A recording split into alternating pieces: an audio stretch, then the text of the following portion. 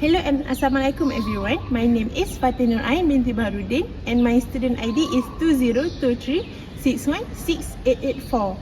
Today, I'm going to present to you about the application of geometry in real life. But first, I'm going to show you my teammates.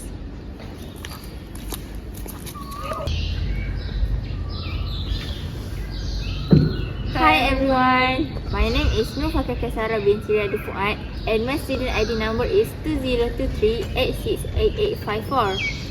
My name is Emiliano Edwin binti Muhammad Azam and my student ID is 2023-677-286.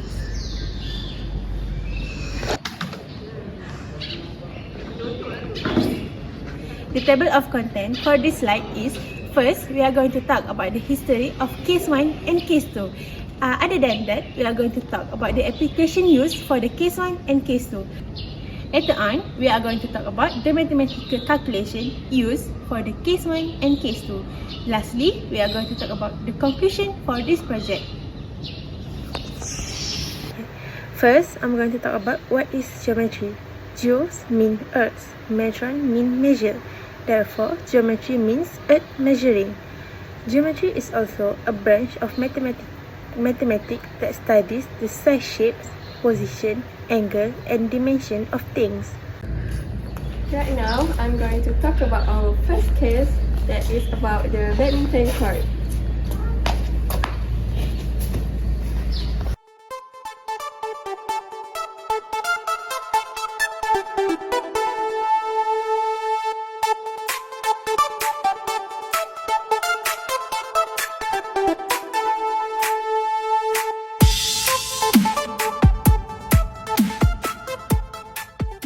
Later. Installation able to complete within a day. Thank you for watching.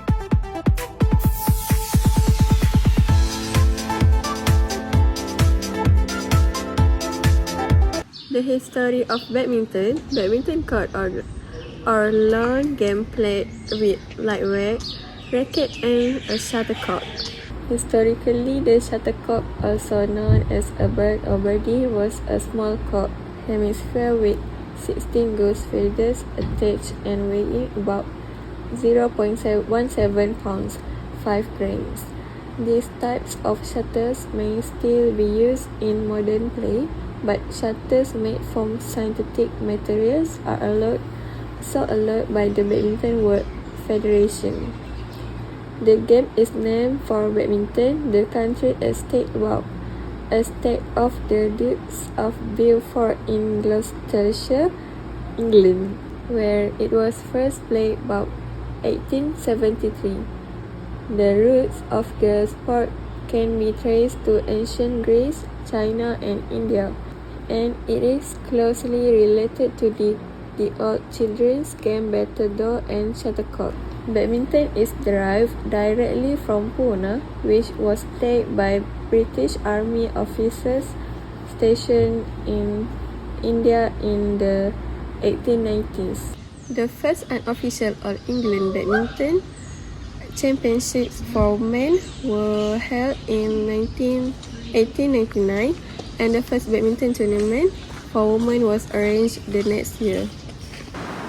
Okay, now I'm going to teach you about our first case, that is badminton court.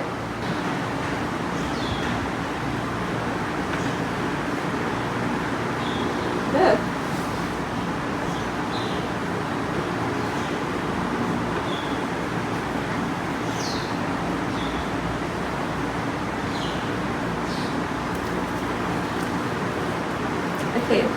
Okay, for badminton court area, we will use base time height. So, this is going to be base and this height. So, 13.40 times 6.10 equals to 81.74 meter per square. As for our calculation for badminton net, we will be using the same formula like previous. So basically, this is the base and this is the height. So area base times height.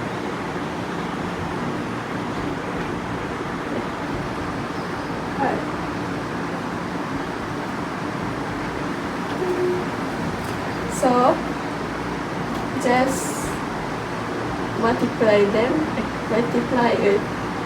Okay, 6.1 times 0.4.76 equals to 4.64 meters square.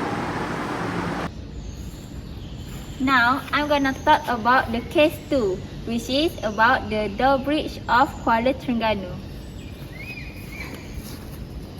I walked across an empty land. I knew the pathway like the back of my hand. I felt the earth beneath my feet. Cinta bukan hanya harapan, cinta tapi kepastian, cinta. The history of Kuala Terengganu Drawbridge. Its design was inspired by London Tower Bridge in London. The drawbridge has a 23-meter wide single carriageway that spans 638 meters over the mouth of Terengganu River. It connects Muara Selatan, a reclaimed area in Kuala Terengganu city centre near Tanjung, and Muara Utara in Seberang Takir. It has a 12.5 meter clearance above water when the double lift span is closed. The clear span of the drawbridge is 50 meters long. There are 450 storage, 88.1 meters height towers, with each set of 2 towers connected by the sky bridge. The tower contains with lobbies that allow visitors to go up to the commercial area located at the sky bridge. At night, the structures are lit up with colorful illuminations. The drawbridge allows users to cut their travelling time between Sultan Mahmud Airport as well as University Malaysia Terengganu and Kuala Terengganu by about 15 minutes. A 4-lane coastal road was built to connect the bridge with Kuala Nerus. Okay, for the second case, which is drawbridge Kuala Terengganu, I want to teach you how to calculate the surface area. First of all, we need to find the surface area for pyramid. So, how we want to find the surface area? We need to find the slang height first. Okay, so the base for the pyramid is 3 meter and the height for the pyramid is 5 meter. So we can just use the hypotenuse theorem to find the slang height. So we square root 3 power of 2 plus 5 power of 2. So we can get 5.83 meter. Okay, to find the surface area, the formula is sum of base area plus sum of lateral area. So sum of base area is 3 times 3. So we plus with 1 over 2 slang height 5.83 times 3. So we need to multiply with 4.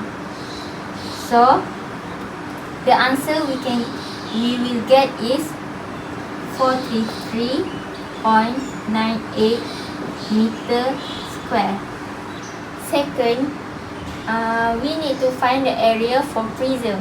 The formula for area for prism is 2 capital letter B plus perimeter times height.